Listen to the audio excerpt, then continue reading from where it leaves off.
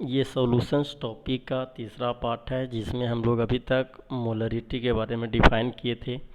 और ये मोलरिटी का एक और जो डिफिनीशंस होता है, इससे क्या होता है डायरेक्ट, कभी कभी डायरेक्ट आपको इस फार्मूले से डायरेक्ट आपको क्वेश्चन पूछा जाता है। अब देखिए इसमें एम जो आपका शो करता है मोलरिटी शो करता है, डी जो आपका शो कर रहा है डेंसिटी ऑफ सॉल्यूशंस इन ग्राम पर एमएल होता है, एक्स जो होता है weight by weight percentage show करता है, एम सॉल्यूट जो होता है मोलर मास ऑफ सॉल्यूट होता है। ठीक है, तो ये भी एक सॉल्यूशंस में मोलरिटी फाइंड करने का बहुत ही बेहतरीन फार्मूला है। ठीक है, इस पे देखिए एक हम लोग न्यूमेरिकल्स करते हैं। इसमें न्यूमेरिकल्स क्या है आपका कि 70% H2SO4 सॉल्यूशंस दिया हुआ, 70% दिया हुआ है सॉल्यूशंस। किसका सॉल्यूशन दिया हुआ है? H2SO4 का।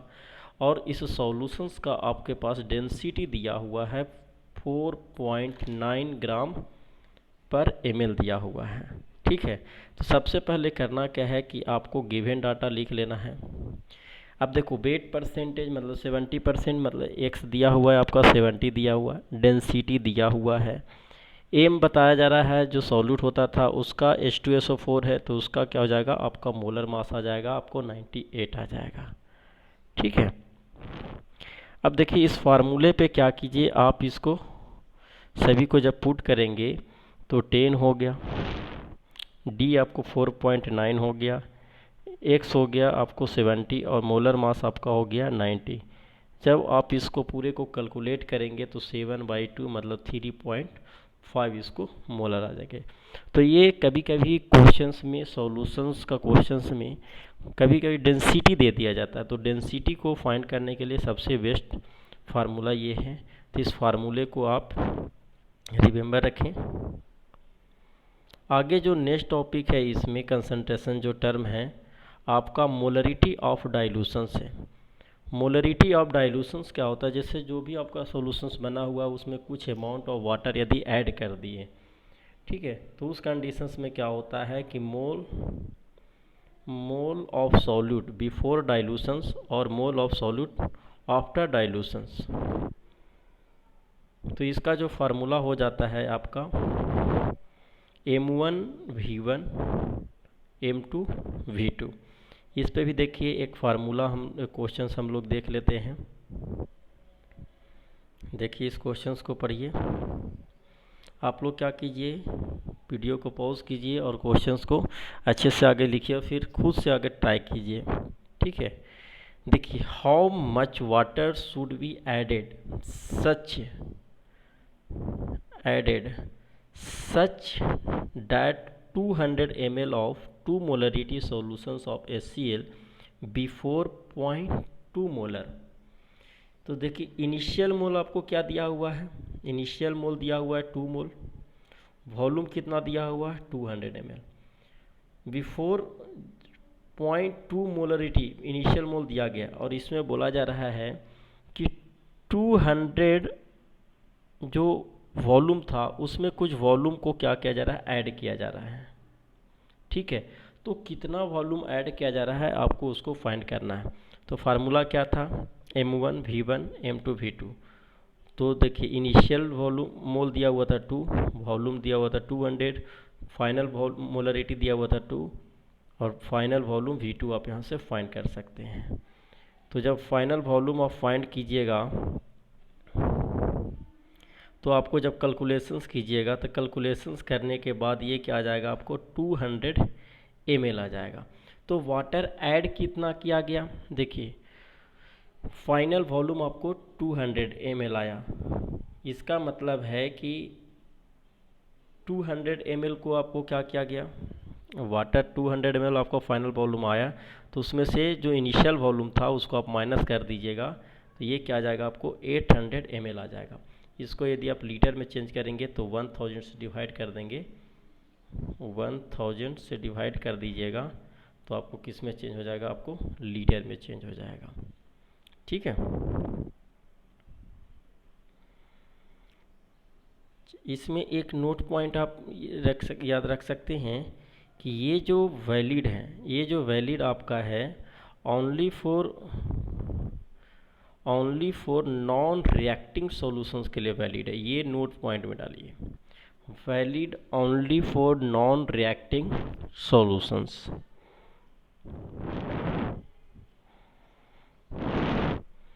अगला जो हम लोग का नेक्स्ट कंसंट्रेशन टर्म है वो कंसंट्रेशन टर्म है मोलरिटी ऑफ मिक्सिंग।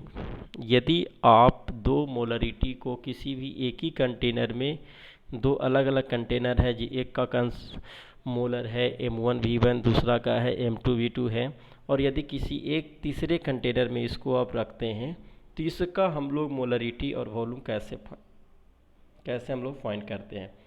तो देखिए,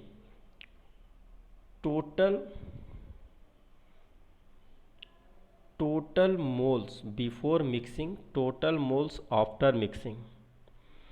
तो टोटल मोल्स बिफोर मिक्सिंग में क्या आ जाएगा, आपको आ जाएगा M1V1 M2V2, M1V1 M2V, इस दोनों को क्या कर देना है कि ऐड कर देना, इज इक्वल टू जो थर्ड कंटेनर में आप मिक्स करेंगे तो देखिए वॉल्यूम क्या हो जाएगा, दोनों का सेम रहेगा। सपोज कीजिए इसमें 100 और इसमें 200, तो मिलाएंगे तो 300 ही होगा, अलग होगा ही नहीं। तो वॉल्यूम क्या हो जाएगा, V1 प्लस V2 हो जाएगा, और ये क्या आ जाएगा, मोलरिटी आपको निकालना पड़ेगा। मोलरिटी में चेंजिंग्स आएगा, मोलरिटी में क्या होगा, आपको चेंजिंग्स आएगा। तो देखिए V1 M1V1 plus M2V2 is equal to MR V1 plus V2। यहाँ से MR की वैल्यू निकाल सकते हैं, तो MR इज इक्वल टू क्या होगा, M1V1 plus M2V2 divided by M1V1 plus M2V2 divided by V1 plus V2। ठीक है, देखिए इस पे भी एक हम लोग क्वेश्चंस करते हैं, एक बहुत ही खूबसूरत सा क्वेश्चंस है। 100 ml 2 ml HCl, इसी पैटर्न में आपको क्वेश्चंस भी आएगा। 100 ml 2 ml HCl, 200 ml of 3 ml HCl and final volume was made of 1 litre. मतलब आपका जो फाइनल वॉल्यूम होगा, मतलब V1 प्लस जो V2 होगा वो कितना होना चाहिए, आपको 1 लीटर होना चाहिए। तो देखिए यहाँ पे इनिशियल मोल दिया था, इनिशियल वॉल्यूम भी दिया हुआ था। एक कंटेनर का मतलब ये आपको पूरे कंडीशन दिया हुआ था, दूसरे कंडीशंस का ये दिया हुआ था। तो यहाँ पे एक बात ध्यान दीजिएगा कि जो फाइनल वॉल्यूम बोला है इसका मतलब V1 प्लस V2 कितना होना चाहिए, 1 लीटर, अप टू 1 लीटर तक वो कंप्लीट हो रहा है। तो MR is equal to M1V1 plus M2V2 V1 plus V2।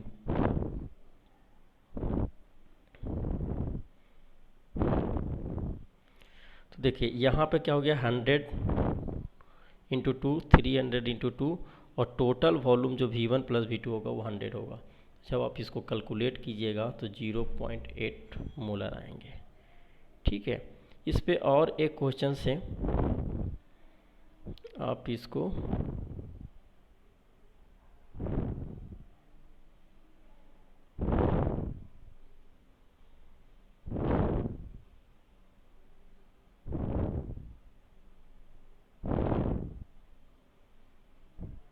और इस पे मैं क्वेश्चंस आपको दे दूंगा।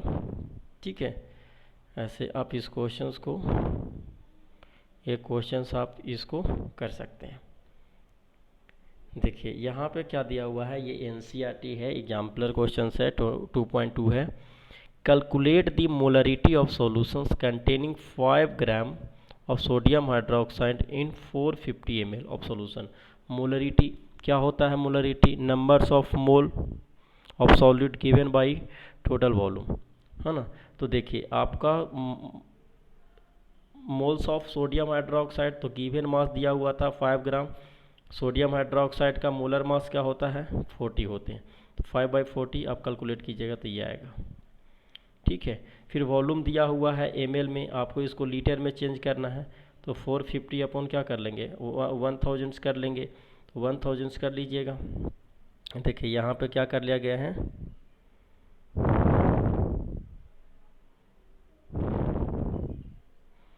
यहाँ पे क्या कर दिया गया है, 1000 आपको, तो मोलरिटी का फार्मूला आपको लगाकर ये 1000 से डिवाइड कर दिया गया है, तो ये आपका फाइनल वैल्यू आ गया है। ठीक है। यहाँ से आप लोग को मैं ये आप लोग को ये एग्जाम्पल क्वेश्चंस है, आप लोग इसको कर लेंगे। और यहाँ पे इंटेक्स क्वेश्चंस में कुछ क्वेश्चंस दिए हुए हैं, आप इसको एनसीईआरटी में आपको ये गिवन है, आप इस पूरे क्वेश्चंस को अच्छे से कीजिए। नेक्स्ट वीडियो में इस क्वेश्चंस का मैं आप लोग को सॉल्यूशंस दूंगा। Thank you.